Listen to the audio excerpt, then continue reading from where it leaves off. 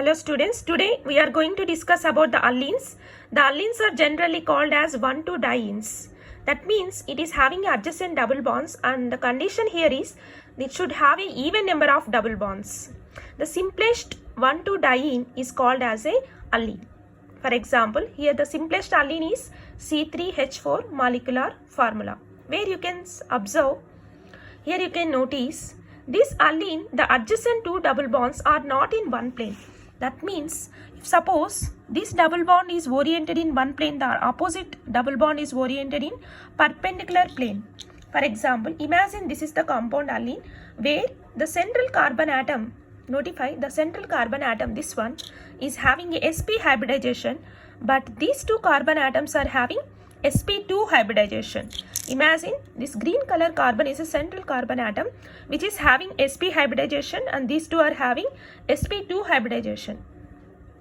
Why actually two adjacent double bonds cannot orient in a same plane? Why? Because if you notice, this is a central carbon atom which can form pi bond with the adjacent carbon atom by using any of these p orbital.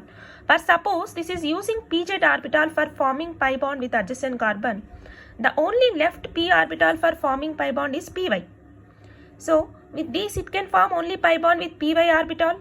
So the py and pz orbital must be perpendicular to each other. That is the reason the allenes, the last carbon substituents are actually perpendicular to each other. So here you can notify these are the substituents which are orient like this, but these are the substituents which are oriented like this. So if you are noticing, all these four substituents are not in one plane. These two are in one plane and these two will be on different plane. And here the question is, does the allenes can form cis and trans?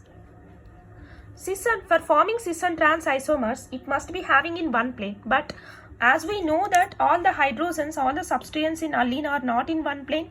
So that is the reason, see here, these are in one plane and these two are in one plane. See here, imagine, these are like this oriented, but these are oriented like this.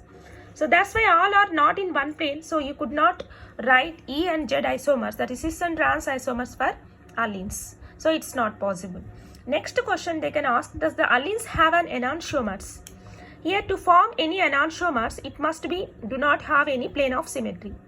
So here allenes do not have any plane of symmetry. The molecule do not possess any plane of symmetry. Even though allene molecule do not consisting a chiral carbon, but the whole molecule can be considered as a chiral because of its chiral axis. See, all are in one axis. These all carbons are in one axis.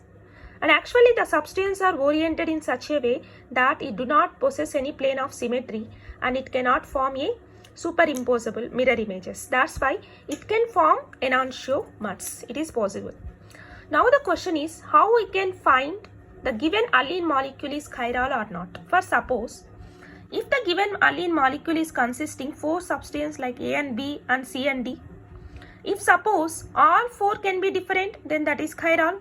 Or else, you can also notice, for example, if the allene molecule, this is the substituents, like imagine this is A and this is B, this is C and this is D, and A and B should not match here.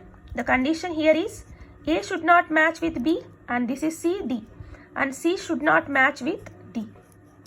And A can match with C, and A and B can be similar or can be different. Then that molecule can be considered as chiral. The only condition, the same carbon atom should not possess similar kind of substituents. If it is possessing similar kind of substituents like this, then the molecule can be considered as a chiral. And this is also, it is consisting a same substituents on one side. So that's why it is also having a considered as a chiral. And here also you can notice, this is the carbon which is connected to the cyclic ring, because it is one of the constituent of the cyclic ring. So here this carbon is double bond, this is single bond. Both are different. So you can consider this is a chiral. Here also, these both substituents are different, these both are different, but these are same. Even though this can be considered as chiral. If suppose all four are different, for example, if it is connecting like this, all four substituents are also different, like this is A and this is B and this is C, this is D. then also you can consider as this molecule is a chiral. If all are equal, then it will be considered as a achiral. So here you can consider these two molecules are achiral. Okay, thank you for watching this video.